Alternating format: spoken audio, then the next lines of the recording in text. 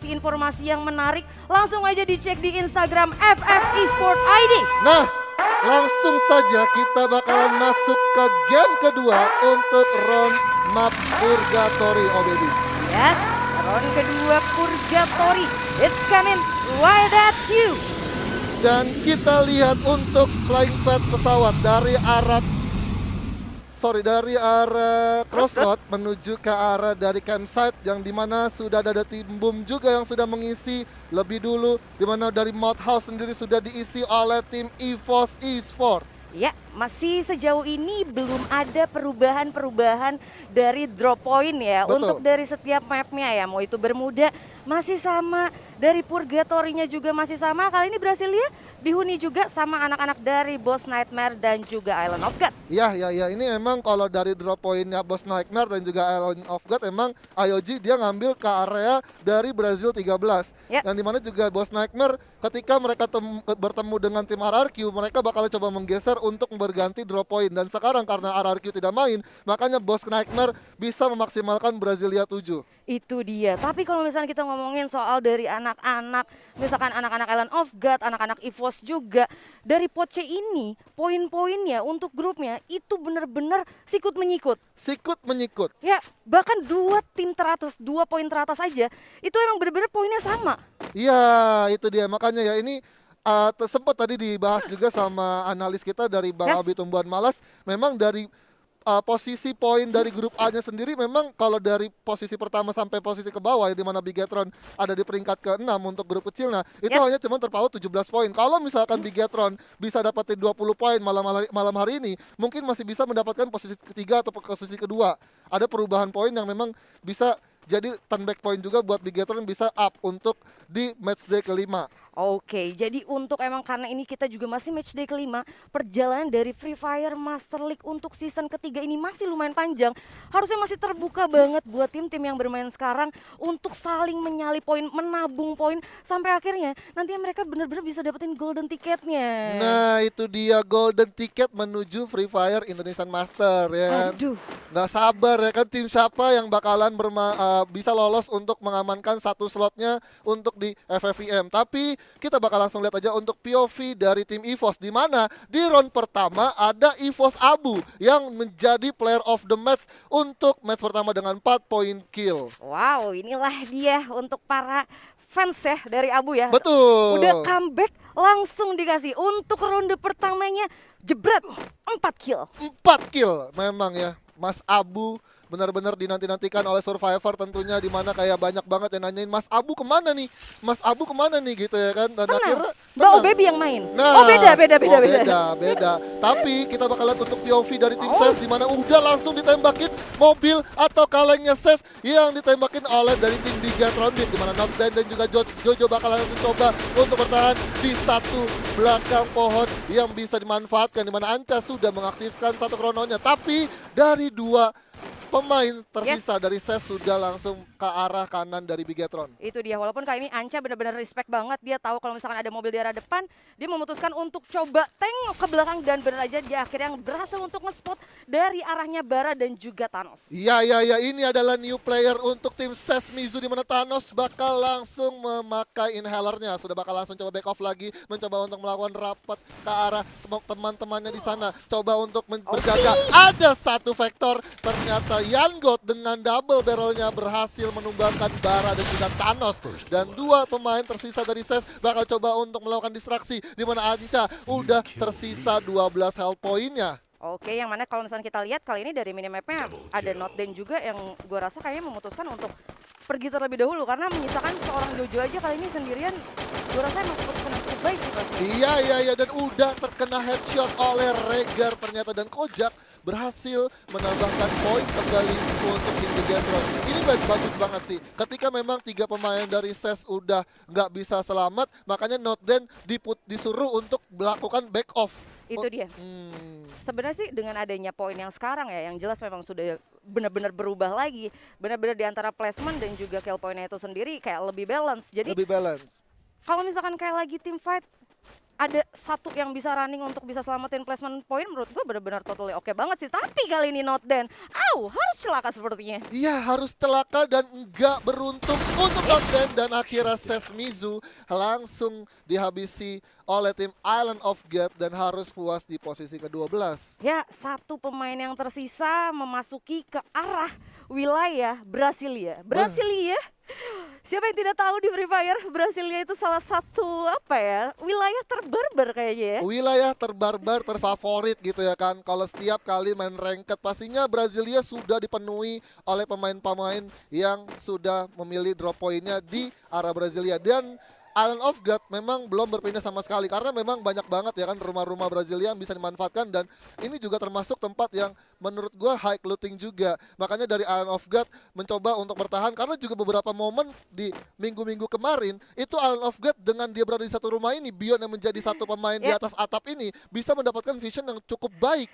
Itu dia, genteng-genteng gaming. Apalagi kalau misalkan ternyata late game-nya itu benar-benar ngeliputin dari rumah 13 ini. Nah, aduh, ini kalau party kill pasti bisa jadi dimanfaatkan oleh Island of God. Tapi kita berpindah ke arah sentral di mana sudah ada dua tim dari The Prime dan juga Aerowolf. Dan dari The Prime nggak sadar ada Dix yang sudah lewat melintasi jembatan. Heiyu pun dan kawannya udah naik vehicle, tapi Limzi pun juga udah nggak sadar. Di mana dari Aerowolf bakal coba untuk menunggu momen yang tepat, tapi kayaknya sulit banget untuk Halcyon dan juga kawan-kawannya menembaki ke arah The Prime yang sudah cukup jauh untuk langsung nyampai di ujung jembatan. Tapi kali ini sepertinya dari The Prime agak sedikit lagi dan lagi. Setelah tadi mereka berhasil melewati Aerowolf, mereka harus ketemu sama anak-anak Aura. Iya, harus ketemu sama tim Aura, di mana Kezel udah langsung aktifin krononya. Amek bakal langsung coba tapping dengan satu Woodpeckernya menuju ke arah Kezel, di mana Heiyu sudah bertahan di satu posisi belakang duonya. Sudah langsung coba ditembakin di gerusannya. Guns dengan M1014-nya berhasil mendapatkan satu knockdown-nya. Limzi dari kejauhan dengan SM8-nya berhasil mendapatkan seorang Pew Easy dan langsung di confirm kill, di mana ada pertukaran pemain, di mana Guns pun juga langsung terknockdown oleh Kezel dengan satu baretanya. Bakal coba tapping lagi. Duo yang udah habis. Amek udah cukup kelimpungan, udah nggak bisa mengantisipasi. Ada Faden juga dari kanan, tapi ternyata Limzi yang menjadi save the day untuk tim The Prime mengalahkan tim Aura Esport. Wow, anak-anak dari The Prime ini gue suka banget, mereka punya respect, terus insting juga. Mereka benar-benar paham banget. Sebenarnya dalam satu posisi adalah Aura emang benar-benar notice kedatangan anak-anak The Prime. The Prime yang menggunakan vehicle harus agak sedikit lebih sulit kalau emang mereka benar-benar harus langsung ngeras depan mata dari anak-anak Aura. Iya. Tapi emang benar-benar tadi kita bisa lihat juga ada Limzi juga yang standby di arah batu yang nge-cover benar-benar ke beberapa pemain The Prime, dan satu lagi yang tadi benar-benar ada di tengah anak-anak Aura, dia coba untuk mundur ke belakang dan sama seperti halnya Limzi, dia nge-cover anak-anak yang ada di depan. Good buat The Prime. Iya, itulah makanya posisi dari The Prime ketika dia tahu udah di pressure sama Aura, walaupun ada dua pemainnya yang kena tembak dari vehicle sendiri, mereka nggak cukup panik. Tapi kita tahan dulu, ada Island of God yang bertemu dengan DG Esport, di mana sudah ada pepecahan war lagi yang terjadi, di mana Abax berhasil mendapatkan seorang hand di sana. Rulgood pun juga langsung terkena knockdown. Bion mencoba untuk melakukan spam granat ke arah rumah Harry Potter yang ada di depannya, di mana DG Esport nggak langsung terkena ledakan yang dilemparkan oleh seorang Bion, dan Lord pun ternyata harus terpick off oleh seorang Azriel 25, di mana Abax sudah melihat pergerakan dari Bion, bakal coba dikejar, nggak akan dikasih lepas. Mau kemana Bion? Bocah Depok mau kemana larinya? Masih dikejar oleh seorang Abax, dan ternyata Bion masih cukup lincah untuk melakukan gocek ke arah tim DG Esport. Ya, yang mana kali ini sebenarnya team fight yang dimiliki sama DG dan juga Island of God, tadi kita bisa lihat DG emang benar-benar full commit. Anak-anak Island of God yang sebenarnya mereka tuh menguasai banget ya sebenarnya. Betul. Brasilia rumah 13, tapi kali ini sayang banget tadi harus kehilangan dari pertama dari seorang Hans sampai akhirnya Rulgood juga.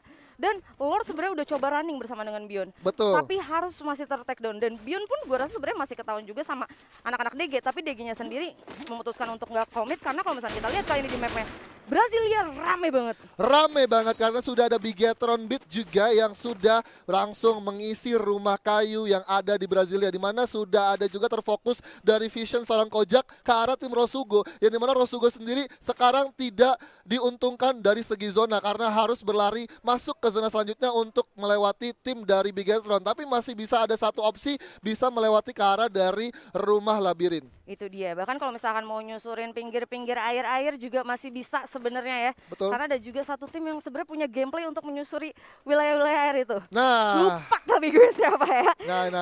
dan sekarang ini dia. dilakuin sama Rosugo gitu kan. Jadi memang patahan dari yang dimanfaatkan oleh Rosugo benar-benar baik, dan kita lihat standing round pertama di mana EVOS Esports berhasil mengantongi 20 poin untuk game pertama, dan Bos Nightmare yang tadi buya di game pertama itu bisa mendapatkan 17 poin. Oke, yang mana Aerowolf kali ini finish juga di peringkat ketiga, ada Prime, DG Sport, Onyx Olympus. Masih kali ini lebih stabil ya. Biasanya kalau misalkan ada yang ketemu Poche, Poche lebih mendominasi gameplay permainannya secara keseluruhan ya. Betul. Tapi kali ini benar-benar kayak stabil, kita lihat ada beberapa sebagian dari pot A juga, ada sebagian juga dari Poche-nya. Iya, itu dia, makanya ini menjadi menarik banget untuk matchday kelima karena mereka sendiri udah tahu ini udah tengah season ya kan. Jadinya mereka harus benar-benar memaksimalkan performa mereka sendiri sampai pada akhirnya ya gue nggak mau tahu ini 20 poin itu harga mati untuk grup poin kecilnya.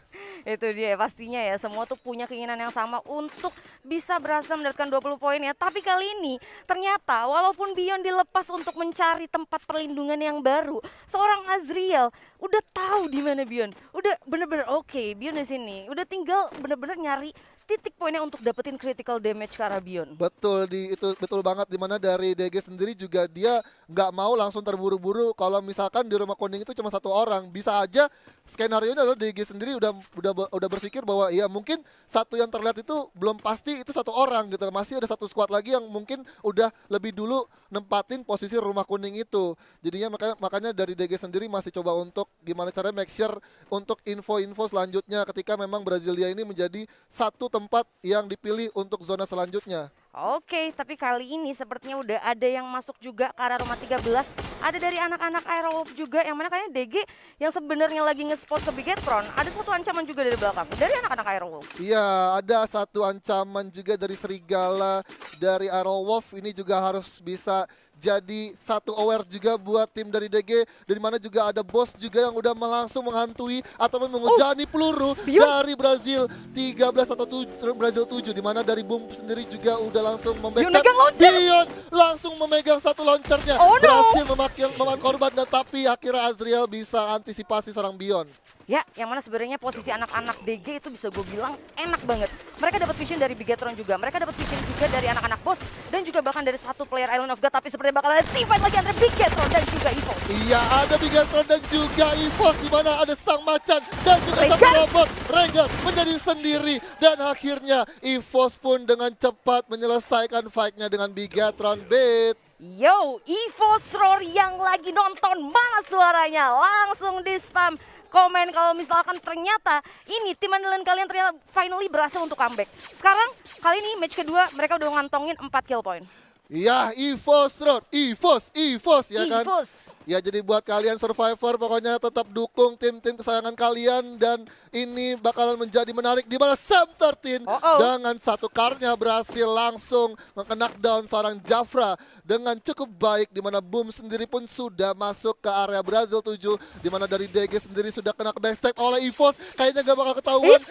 Udah mulai mendekat, di mana Fearless berhasil mendapatkan satu knockdownnya atas tim Aerowolf, di mana juga dari DG bakal langsung coba commit maju ke arah rumah pink untuk menghindari tembakan dari Street, tapi Street masih bisa mengenai headshot. Itu apa Bang Manai? Itu headshot di sana. Ada Jafra bakal coba jumpsuit dengan satu baretanya. Oke, masih coba untuk di grup kembali, naik ke rumah Brazil 7, tapi nggak sempat. Mana sempat, keburu telat. Mana sempat, di mana Abu bakal langsung membara, bakal langsung coba majuin dari seorang Azriel. Azriel pun terpojok oleh seorang Kenzo dan langsung di confirm kill, 7 poin kill. Tapi nggak bisa sampai situ karena ada Boom Esports yang langsung mantau di rumah putih. Udah ada Kenzo juga yang bakal langsung coba melakukan satu backup ke arah Abu, di mana Street pun juga langsung coba terobos ke arah rumah putih. Ada seorang Maybe yang menjaga satu pergerakan dari Street. Abu pun terkena down di sana, bakal coba untuk di revive tapi nggak sempat karena Sam13 cukup telat untuk langsung ngebuka glue wall-nya. Ya, yang mana kita juga kali ini masih benar-benar bisa lihat ya titik poinnya.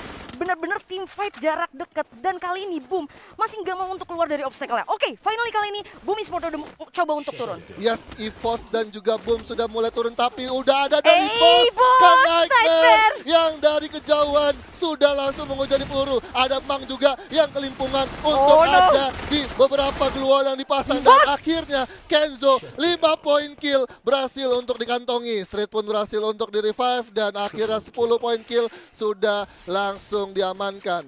Wah, ini benar-benar anak-anak EVOS ya. Dari ketika mereka sebenarnya tadi nge-spot juga ke arah DG, mereka coba untuk majuin ke arah Boom. Tapi EVOS kali ini harus benar-benar gak bisa nafas lagi. Karena ada team fight lagi antara Rosugo dan juga The Prime. Iya, kita nggak dikasih nafas. Sementara gua pun juga masih kelimpungan untuk ngebahas peperangan yang terjadi di mana dari Rosugo sudah mengisi di satu posisi bawah jembatan. Ada I'm God juga yang berhasil mendapatkan satu knockdown-nya, di mana Bang pun juga harus ditukar oleh seorang I'm God, tapi I'm God masih bisa di-revive. Ada satu backup dari Chrono, launcher dari seorang Halcyon nggak mengenai beberapa damage, dan surprise untuk dari Boss Nightmare, di mana Riza berhasil mendapatkan seorang Halcyon, bakal langsung di-confirm kill, tapi ada Onyx Olympus yang mencampuri peperangan dari Arrow Wolf dan juga Boss Nightmare, tapi EVOS dari belakang bakal coba membackstep dari Boss Nightmare. Fearless pun terkena down di sana. Ada satu Bareta yang baik sekali dari EVOS M13. Riza pun menjadi lone survivor, udah pecah dari satu krononya, bakal coba back off dulu tapi nggak bakalan dikasih ampun. Dan akhirnya Onyx Jars langsung mendapatkan satu kill dan akhirnya Boss Nightmare langsung tumbang di peringkat ke-6 sepertinya, di mana dari EVOS bakalan langsung menyelesaikan fight kembali antara tim Arrow Wolf juga, di mana Kenzo dengan double factornya langsung menjatuhi seorang Bang. 14 poin kill. Oh my god, EVOS. 3 tim kali ini kesisa, 9 player yang alive.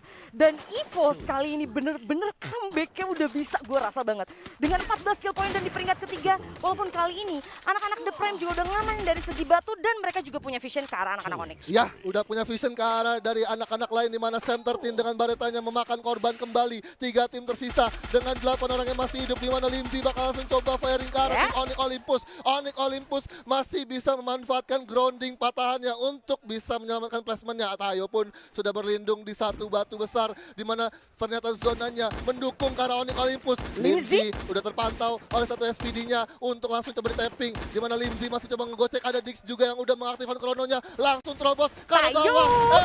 Tayo udah langsung di jumpsuit, di mana udah ada Sam 13 juga dari kejauhan dengan Baretanya. Wow, nice play banget, nice aim, dan Street pun kembali mendapatkan satu killnya, di mana dari Onyx Olympus menyisakan seorang Gare bakal langsung bertahan. Ada kelas yang terjadi dan akhirnya EVOS Buya dengan 17 poin kill. Congratulations EVOS.